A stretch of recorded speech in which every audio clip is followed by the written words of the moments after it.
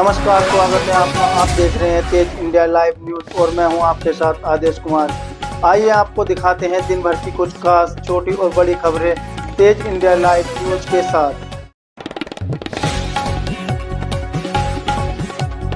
को बता दें खबर जनपद बिजनौर से, जहां बिजनौर के जिला कारागार में खोला गया ओपन जिम। बंदियों के बेहतर स्वास्थ्य के लिए उठाया गया शासन द्वारा कदम। ओपन जिम में लगाई गई एक्सरसाइज की 8 मशीनें। वहीं एक्सरसाइज करने के लिए बंदियों को 45 मिनट का दिया जाएगा समय। बता दें एक्सरसाइज के दौरान बंदियों की गतिविधियों पर नजर रखने के लिए डिप्टी जेलर होंगे मौके पर मौजूद। ओपन जिम पर तीसरी आंख का भी रहेगा पहरा। बिजनौर के जिला कारागार का पूरा मामला। बिजनौर से संवाददाता गुड्डू भारती की देखिए खास रिपोर्ट।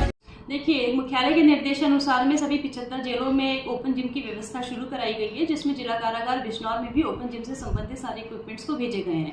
इस व्यवस्था को हमने बंदियों के पुनर्वास और उनको ताकि अवसाद की भावना ना रहे, वो किसी न किसी कार्य में फिजिकल एक्टिविटी किसी न किसी कार्य में वो एक्टिव रहे, इसलिए हमने यहाँ पर भी इस व्यवस्था को शुरू करवा दिया गया है। बैरक वाइज सभी बंदियों को जो इसमें इच्छुक है उनको बाहर निकाला जाता है। अभी शुरुआत में हमने इसके लिए सुबह का समय रखा गया है। धीरे धीरे जैसे जैसे व्यवस्था बढ़ती जाएगी हम समय में वृद्धि करेंगे और इन्हीं के बीच में से हम किसी एक ट्रेनर को निकाल करके उसी के ऑब्जर्वेशन में इसको करवाएंगे और साथ ही साथ ये एक प्रभारी डिप्टी जेलर की निगरानी में भी रहेगा। सभी अधिकारी इसमें पूरी तरीके से निगरानी रखेंगे।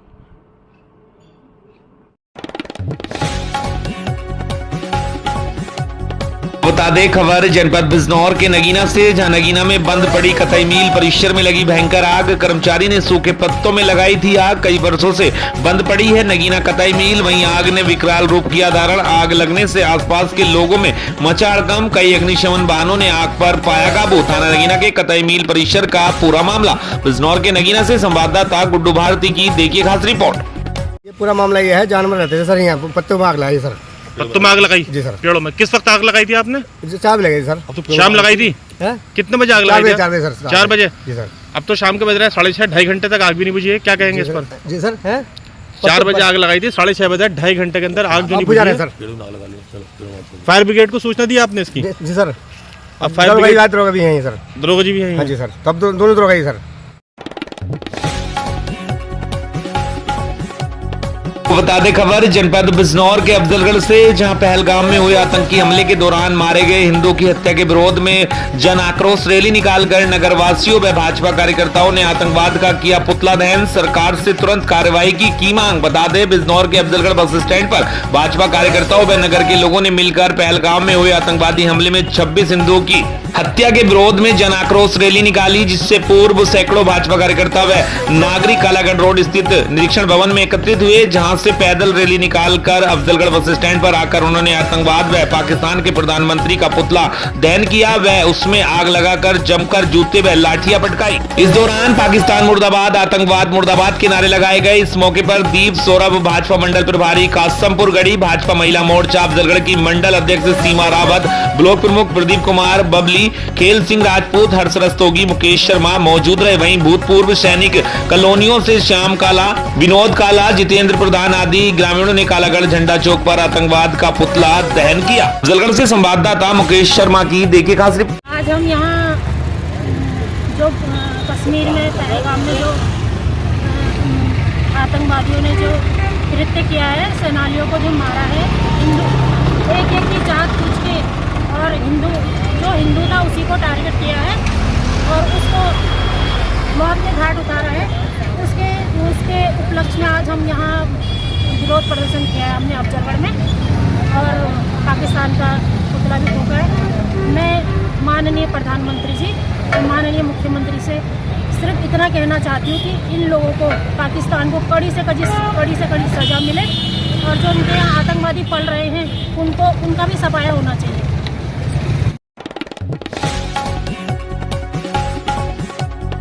खबर राजस्थान के बीकानेर से, जहां 11वें दिन चल रहे धरने पर प्रशासक और संघर्ष समिति के बीच हुआ समझौता। बता दें देशनोक पुल हादसे में 6 सैन समाज के लोगों की मौत को लेकर चल रहे धरने पर संघर्ष समिति और प्रशासन के बीच समझौता हुआ है। मृतकों के परिजनों को 40 लाख के करीब आर्थिक सहायता, मृतकों के परिजनों को मिलेगी संविदा पर नौकरी और एक डेयरी बूथ तथा विधवा पेंशन दी जाएगी। समझौते में उपस्थित रहे जिला कलेक्टर नम्रता वर्षनी, पुलिस अधीक्षक कावेंद्र सागर, आईजी ओम प्रकाश, पूर्व कैबिनेट मंत्री गोविंद मेघवाल, केस कला बोर्ड के अध्यक्ष महेंद्र गहलोत, युवा नेता रामनिवास कुकना, सूरतगढ़ विधायक गेदर साहब, एडवोकेट अशोक भाटी, मागाराम नई, जय नारायण मारू, महेंद्र मारू, प्रवक्ता ओम प्रकाश सेन, वरिष्ठ पत्रकार डॉक्टर रामदयाल भाटी। महेंद्र गहलोत ने सभी पत्रकारों का आभार जताया। सेन समाज के लिए संघर्ष में डटे रहने वाले 36 काम के बंधुओं का आभार भी व्यक्त किया है। स्थान के बीकानेर से संवाददाता डॉक्टर रामदयाल भाटी की देखी खास रिपोर्ट। रात को आईजी साहब के साथ, कलेक्टर महोदय के साथ सरकार की तरफ से प्रतिनिधित्व करने का हमें मौका मिला, तो हम भी गए और जो धरना स्थल पर बैठे हैं उनके प्रतिनिधि भी आए और थोड़ा बहुत ऊपर नीचे करके सकारात्मक बातचीत हुई। तो लास्ट में 10 लाख रुपए में फैसला हुआ और मृतक परिवारों को, 6 परिवार को एक डेयरी बूथ और सुविधा पर नौकरी, इन पर सहमति बनी। इसके लिए मैं मुआवजा बढ़ाने में श्रीमान केंद्रीय मंत्री श्रीमान अर्जुन राम जी मेघवाल को भी धन्यवाद देना चाहता हूं। उनके दिल में भी एक विचार था क्यों ना जो इस समाज को इसका नहीं, तो ये बात सुनने में आई थी कि 40 लाख रुपए का हुआ है, जिसमें 20 लाख रुपए फास्ट है कि क्या है? 10 लाख रुपए तो ये है ही। हाँ। 5 लाख रुपए चिरंजीवी योजना के पहले 15 हो गए और वो फास्ट ट्रैक में मुकदमा चलेगा, कलेक्टर महोदय ने कहा था। ठीक। तो उसका समथिंग आइडिया है कि 25 लाख रुपए उसका मुआवजा उनको प्रत्येक परिवार को मिल जाएगा। तो आप जिस तरह से फैसला हुआ, जिसके से आप साक्षी थे, तो ये आपको समाज के प्रति क्या महसूस कर रहे हैं? थोड़ा मैं संघर्ष समिति का समाज की तरफ से हार्दिक अभिनंदन करता हूँ कि संघर्ष समिति ने समाज के लिए संघर्ष किया और कानून मंत्री मेघवाल जी ने भी समाज का सहयोग किया और सफलतापूर्वक धरना संपन्न करवाया। आपका नाम क्या है? मगाराम नाई, भाजपा मंडल महामंत्री गंगा शहर, भारतीय सैन्य समाज जिला अध्यक्ष बीकानेर।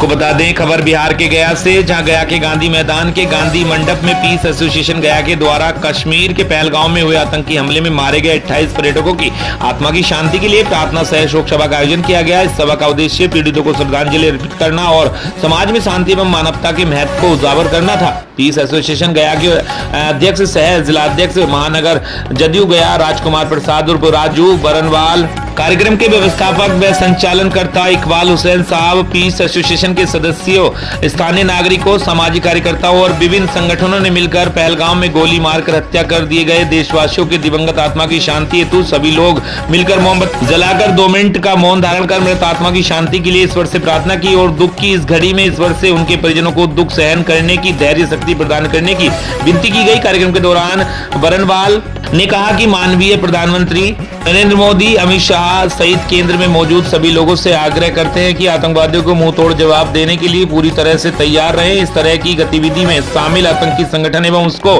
पनाह देने वाले देश के खिलाफ भी सैनिक कार्रवाई करनी चाहिए। आने वाले समय में यह देखने को मिलेगा कि इस मुद्दे पर पूरा देश एक है। साथ ही उपस्थित सभी लोगों ने देश की वर्तमान सरकार से राष्ट्र हित में समुचित कदम उठाए जाने की इच्छा जताई है। लोगों ने इस बर्बर आतंकी हमले की कड़ी निंदा की। लोगों ने एक स्वर में कहा कि इस अमानवीय कृत्य को किसी भी कीमत पर बर्दाश्त नहीं किया जाएगा और आतंकवाद के खिलाफ पूरे देश को एकजुट होकर लड़ने की आवश्यकता है। वक्ताओं ने सरकार से आतंकवादियों के खिलाफ कड़ी कार्रवाई करने और पीड़ितों के परिवारों को न्याय दिलाने की मांग की है। आर के गया से संवाददाता राजेश कुमार मिश्रा की देखी खास।